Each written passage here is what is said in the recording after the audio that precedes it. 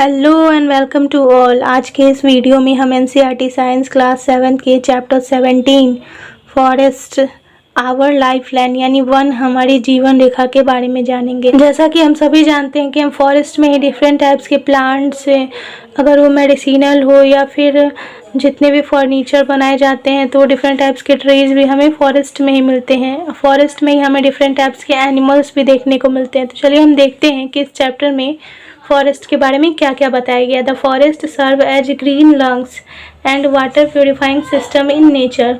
Forest को यानी जंगलों को हरा फेफड़ा यानी ग्रीन लंग्स भी कहा जाता है। और ऐसा क्यों कहा जाता है? क्योंकि ये जो फॉरेस्ट है यहाँ पे हमें प्योर ऑक्सीजन मिलता है। बहुत सारे संख्या में यहाँ पेड़ पौधे होते हैं जिससे स्वच्छ हवाएं मिलती हैं, प्योर ऑक्सीजन मिलता है, इसलिए इन्हें ग्रीन लंग्स भी कहा जाता है। और ये जो फॉरेस्ट होते हैं वो वाटर प्योरीफाइंग सिस्टम, हमारा जो नेचर है उस नेचर में ये जो फॉरेस्ट होते हैं वो वाटर को प्योरीफाई करते हैं, इसलिए फॉरेस्ट को वाटर प्योरीफाइंग सिस्टम भी कहा जाता है। तो इस तरह हमने जाना कि फॉरेस्ट को ग्रीन लंग्स और वाटर प्योरीफाइंग सिस्टम कहा जाता है। We get various products from the forest surrounding us. हम अपने चारों जितने भी बहुत सारे प्रोडक्ट्स देखते हैं तो ये सारे प्रोडक्ट्स जो हैं हमें डिफरेंट टाइप्स के प्रोडक्ट्स वो कहाँ से मिलते हैं? फॉरेस्ट से ही मिलते हैं। जैसे आप देखते होंगे जो भी फर्नीचर डिफरेंट टाइप्स के बनाए जाते हैं या फिर जितने भी स्पाइसेस हैं या जितने भी मेडिसिनल प्लांट्स हैं ये सभी हमें फॉरेस्ट से ही मिलते हैं। इस तरह फॉरेस्ट जो है वो हमें डिफरेंट टाइप्स के प्रोडक्ट्स भी प्रोवाइड करता है। Forest is a system comprising various plants, animals and micro organism. Forest जो है वो डिफरेंट टाइप्स के प्लांट्स, एनिमल्स और माइक्रो ऑर्गेनिज्म के लिए एक सिस्टम का काम करता है।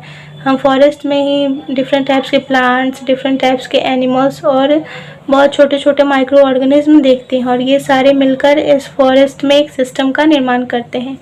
Many other animals like bore, bison, jackals, porcupine, elephants live in the deeper areas of the forest।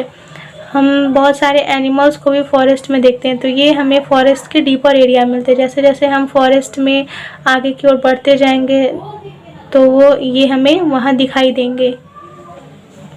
Forest provide home for many animals and plants. ये फॉरेस्ट बहुत सारे एनिमल्स और प्लांट्स को होम भी प्रोवाइड करता है, इसलिए फॉरेस्ट को shelter of animals and plants भी कहा जाता है। In a forest trees form the upper most layer followed by shrubs. The herb form the lowest layer of vegetation. The forest floor and the trees also cover with different types of creepers and climbers.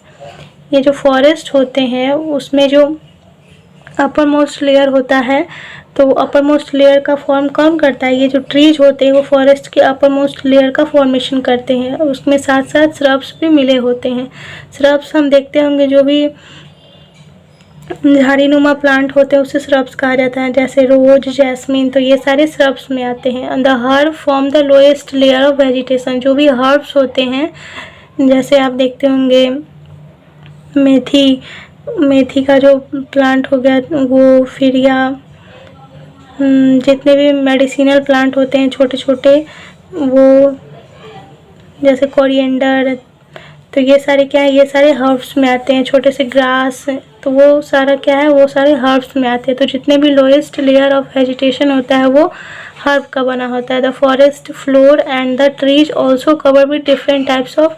जो forest का floor होता है और जो forest की trees होती है वो भी डिफरेंट टाइप्स के क्रीपर्स और क्लाइंबर्स से कवर होती है। ये सारे जो होते हैं herbs, shrubs, trees, creepers, climbers, ये सारे डिफरेंट टाइप्स के प्लांट्स मिलकर फॉरेस्ट का फॉर्मेशन करते हैं।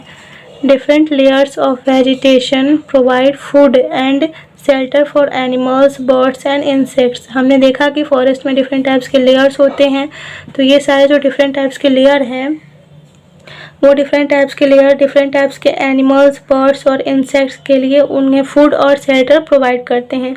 आप देखते होंगे जितने भी बर्ड्स होते हैं वो बड़ी बड़ी ट्रीज़ पे रहेंगे। इंसेक्ट्स जो होते हैं वो इंसेक्ट्स इस फ्लोर पे रहते हैं, फॉरेस्ट के फ्लोर पे रहते हैं। और जो एनिमल्स होती है वो एनिमल्स ग्रास को खाते हैं या फिर वो दूसरे डेड एनिमल्स पे डिपेंड होते हैं। तो इस तरह ये जो जितने भी बर्ड्स, एनिमल्स और इंसेक्ट्स हैं सबका लाइफ प्रोसेस यहाँ फॉरेस्ट में चलता रहता है। Many wooden items like plywood, fuel wood, boxes, paper, matchsticks, furniture, and many other items like gums, oils, spices, fodder for animals, and medicinal plants are some of the products which we get from the forest. कुछ wooden items जैसे कि plywood हो गया या fuel wood हो गया, boxes हो गए, पेपर्स हो गए, मैच स्टिक्स, फर्नीचर और कुछ अदर आइटम्स जैसे कि गोंद, ऑयल, स्पाइसेज यानी मसाले और जो एनिमल्स के खाने के लिए जो फूड होते हैं वो, या फिर जो भी मेडिसिनल प्लांट्स हैं। तो ये सारे प्रोडक्ट्स हमें कहाँ से मिलता है? ये सारा प्रोडक्ट्स हमें ये फॉरेस्ट से ही मिलता है। Branchy part of the tree above the stem is known as the crown of the tree. जो ब्रांची पार्ट होता है ट्रीज के ऊपर का, ट्रीज में जो स्टीम होते हैं और स्टीम के ऊपर का जो ब्रांची पार्ट होता है उसे क्राउन के नाम से जाना जाता है। आप देखते होंगे बड़े बड़े जो ट्री होते हैं उसका जो स्टीम होता है उसके ऊपर वाला जो ब्रांची पार्ट होता है उसे हम क्राउन के नाम से जानते हैं। क्राउन मीन्स क्या होता है? ताज। तो ऊपर वाला जो पार्ट होता है ब्रांची पार्ट ट्री का, उसे हम क्राउन के नाम से जानते हैं। नेक्स्ट देखिए क्या बताया है कि the branches of the tall trees look like a roof. जो टॉल ट्रीज होती हैं उसके ब्रांचेज जो है वो रूफ जैसे दिखते हैं। और उसके बाद है कि look like a roof over the other plants in the forest. Roof जैसे दिखते हैं और वो भी जो अदर प्लांट्स होते हैं फॉरेस्ट में उसके ऊपर लगते हैं कि उसके ऊपर वो रूफ जैसे बने हैं। तो इसे हम किस नाम से जानते हैं? इस तरह के जो ब्रांचेज होती हैं तो उसे हम कैनोपी के नाम से जानते हैं। The various components of the forest are interdependent on one another. Forest में जो वेरियस टाइप के कंपोनेंट्स हमें दिखते हैं वो सारे कंपोनेंट एक दूसरे पे इंटरडिपेंडेंट होते हैं, एक दूसरे पे आश्रित होते हैं। तो चलिए हम समझते हैं कि ये सारे कंपोनेंट कैसे एक दूसरे पे इंटरडिपेंडेंट है।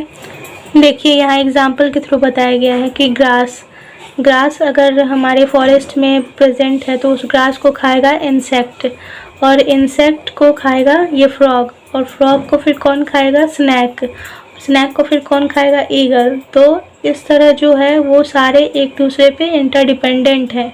जैसे ईगल जो है वो अपने फूड के लिए किस पे डिपेंड है? स्नैक पे। स्नैक अपने फूड के लिए किस पे डिपेंड है? फ्रॉग पे। फ्रॉग अपने फूड के लिए किस पे डिपेंड है? इंसेक्ट पे। और इंसेक्ट किस पे डिपेंड है? ग्रास पे। तो this is said to form a food chain. तो इस तरह का जो चैन बनते जाता है, एक दूसरे पे इंटरडिपेंडेंट होते जाते हैं वो, तो इस तरह का जो चैन बनता है उसे किस नाम से जाना जाता है? उसे हम फूड चैन के नाम से जानते हैं। तो every part of the forest is dependent on the other part. हम देखते होंगे कि फॉरेस्ट के जितने भी पार्ट होते हैं वो एक दूसरे पे क्या है? डिपेंड है। If we remove one component से trees all other components would be affected. अगर हम इन सब में से किसी भी एक कंपोनेंट्स को रिमूव कर देते हैं, उसे हटा देते हैं, अगर समझिए कि अगर हम ट्री को ही हटा देते हैं फॉरेस्ट से तो क्या होगा? तो जितने भी कंपोनेंट्स है वो क्या हो जाएंगे? इसका इफेक्ट उस पर पड़ेगा। अगर हम ट्री को हटाएंगे तो वहाँ पे जो बर्ड्स रहती हैं वो बर्ड्स कहाँ जाएंगी? वो तो अपना नेस्ट भी नहीं बना पाएंगी। बर्ड्स हम जानते हैं कि अपना नेस्ट ट्रीज़ पे ही बनाती है। और फिर ट्रीज़ नहीं रहेगा तो ट्रीज़ के जो रूट्स होते हैं वो सॉइल को क्या रहते हैं? सॉइल को जोर से पकड़े रहते हैं। तो अगर ट्रीज़ ही नहीं रहेगा तो उसके रूट भी नहीं रहेंगे तो मिट्टी भी क्या होगी? मिट्टी अपने आप जब बारिश आएगी तो मिट्टी क्या होगी? वहाँ से बारिश की वजह से मिट्टी वहाँ से उस प्लेस से हटने लगेगी, तो वहाँ पे मिट्टी भी नहीं रहेगी। और साथ ही जो मिट्टी में हम देखते हैं जितने भी ह्यूमस होती है या फिर मिट्टी में जो माइक्रो ऑर्गेनिज्म होते हैं वो भी नहीं रह पाएंगे। तो इस तरह अगर हम एक ट्रीज़ को हटा देंगे तो पूरा जितना भी ये कंपोनेंट्स है इसका इफ़ेक्ट सब पे पड़ता है और सबके लाइफ क्या होती है? सबकी लाइफ पे इसका इफ़ेक्ट हमें देखने को मिलता है। The microorganism which convert the dead plants and animals to humus are known as decomposer. हम देखते हैं जितने भी माइक्रो ऑर्गेनिज्म होते हैं या फिर मशरूम होती है तो वो अपने फूड के लिए किस पर डिपेंड होती है? वो अपने फूड के लिए जितने भी डेड प्लांट्स होते हैं या डेड एनिमल्स होते हैं उस पर अपने फूड के लिए डिपेंड होती है। तो जितने भी माइक्रो ऑर्गेनिज्म होते हैं वो जो भी डेड प्लांट्स होते हैं या डेड एनिमल्स होते हैं उसको कन्वर्ट कर देती है ह्यूमस में। और इसे ही हम किस नाम से जानते हैं? इसे हम डिकम्पोजर्स के नाम से जानते हैं। ह्यूमस क्या होता है, तो हमने ह्यूमस के बारे में प्रीवियस वीडियोस में जाना था कि ह्यूमस जो होते हैं वो डार्क कलर के सबस्टांस होते हैं, और यही ह्यूमस जो है वो जितने भी प्लांट्स जो सॉइल पे प्लांट्स जो लगाए जाते हैं उसको ये एक नेचुरल कंपोस्ट की प्रोवाइड करता है, और ये मिट्टी को यानी जो वहाँ की सॉइल होती है उसको फर्टाइल बनाता है। तो ये जो जितने भी माइक्रो ऑर्गेनिज्म हैं वो क्या करते हैं, डेड प्लांट्स और एनिमल्स को ह्यूमस में कन्वर्ट कर देते हैं, और इसे ही हम डिकम्पोजर्स के नाम से जानते हैं। The wide variety of animals help the forest to regenerate and grow. जितने भी वाइड वैरायटी पाए जाते हैं, हम देखते हैं एनिमल्स के जो बहुत सारे वैरायटी हमें फॉरेस्ट में देखने को मिलती है। आप डियर भी देखते होंगे फॉरेस्ट में, लायन भी देखते होंगे और एलिफेंट्स भी देखते होंगे। तो इस तरह हमें डिफरेंट वैरायटी एनिमल्स के देखने को मिलते हैं फॉरेस्ट में, जो क्या करती है, रीजनरेट होती है और ग्रो करती है। जैसे आप देखते होंगे डियर, तो डियर जो है वो अपने फूड के लिए किस पे डिपेंड है, ग्रास पे। और फिर डियर को कौन खाता है, तो डियर को लायन, टाइगर, वहाँ जितने भी होते हैं वो खाते हैं। फिर लायन, टाइगर, अगर उससे फिर डियर का कुछ पार्ट बच जाता है तो उसे जितने भी ईगल, वल्चर होते हैं वो खा जाते हैं। फिर और कुछ पार्ट्स बच जाते हैं तो वो जितने भी डेड एनिमल्स को क्या होता है, वो जितने भी माइक्रो ऑर्गेनिज्म होते हैं वो इस डेड एनिमल्स को खा जाते हैं, फिर उसे ह्यूमस में चेंज कर देते हैं, जिसे डिकम्पोजर कहा जाता है। तो इस तरह ये जो सारी प्रोसेस है वो फॉरेस्ट में चलती रहती है, और जितने भी एनिमल्स हैं वो सब एक दूसरे पर डिपेंड होते हैं। डिकम्पोजर्स देखिए, और डिकम्पोजर्स के बारे में क्या बताया गया कि decomposers help in maintaining the supply of nutrients to the ground. Decomposers help in maintaining the supply of nutrients to the growing plants in the forest. Decomposers जो होते हैं वो हेल्प करते हैं जितने भी ग्रोइंग प्लांट्स होती हैं उन्हें न्यूट्रिएंट्स प्रोवाइड करने में, और फॉरेस्ट में जितने भी ग्रोइंग प्लांट्स होते हैं उन्हें न्यूट्रिएंट्स प्रोवाइड करने में, न्यूट्रिएंट्स के सप्लाई में, उसके मेंटेनेंस को बनाए रखने के लिए ये डिकम्पोजर्स अपना इम्पॉर्टेंट रोल प्ले करते हैं। Therefore the forest is a dynamic living entity full of life and vitality. इस तरह ये जो फॉरेस्ट है वो पूरी तरह जीवों के रहने के लिए उपयुक्त हो जाता है, इसलिए इसे डायनेमिक लिविंग एंटिटी कहा जाता है, जो full of life and vitality यानी जीवन और जीवन क्षमता से भरपूर होता है। नेक्स्ट देखिए, हम समझते हैं कि the forest also act as a natural observer of rain water and allows it to sip. Forest को रेन वाटर का नेचुरल ऑब्जर्वर के रूप में भी जाना जाता है, और ये जो है ये अलाउ करती है सिप करने में, यानी जो भी वाटर वहाँ आता है उस वाटर का रिसाव हो जाता है। वहाँ पे जो सॉइल होती है वो मिट्टी जो होती है वहाँ की वो रेन को एब्जर्व कर लेती है, वहाँ रेन का सिपिंग बहुत ईजिली हो जाता है, और इस तरह फॉरेस्ट की वजह से ही हमें ग्राउंड वाटर भी मिल पाता है। आप देखते होंगे जो भी विलेजर्स होते हैं उन्हें पानी की कमी नहीं हो पाती है, क्यों? क्योंकि हम देखेंगे विलेज में बहुत ज़्यादा फॉरेस्ट होता है, वहाँ पे पर्याप्त मात्रा में वन होती हैं, पेड़ पौधे होते हैं, और ये पेड़ पौधे जो है वो पानी का सिपिंग यानी पानी का रिसाव जो है बहुत ज़्यादा अमाउंट में करते हैं, जिस कारण वहाँ कमी गड्ढा करने पे हमें पानी अधिक मात्रा में मिल जाता है। नेक्स्ट समझते हैं कि it helps maintain the water table through out the year. ये जो फॉरेस्ट होते हैं इस फॉरेस्ट की वजह से ही वहाँ का जो वाटर टेबल होता है वो पूरे ईयर यानी भौम जल जो होते हैं, भूमि के जल, वो वहाँ पे पर्याप्त मात्रा में वाटर अवेलेबल होते हैं। Forest protect soil from erosion, यानी फॉरेस्ट जो है वो सॉइल का, मिट्टी का क्षय होने से, मिट्टी को इरोज होने से बचाती है। Forest not only help in controlling floods but also help maintain the flow of water in the streams so that we get a steady supply of water. Forest जो है वो केवल फ्लड आने से ही यानी फ्लड को ही कंट्रोल नहीं करता है। हम देखते होंगे कि फॉरेस्ट की वजह से फ्लड कैसे नहीं आता है, तो फॉरेस्ट जो है उसमें बहुत बड़े बड़े ट्रीज होते हैं, और वो ट्रीज़ में कैनोपी हमने जाना था कि जो ट्रीज़ के रूफ लाइक स्ट्रक्चर जो होती है, उसका रूफ लाइक जो ब्रांचेज होता है उसे कैनोपी कहा जाता है। तो ये जो कैनोपी है वो बहुत ऊंचे ऊंचे होती हैं।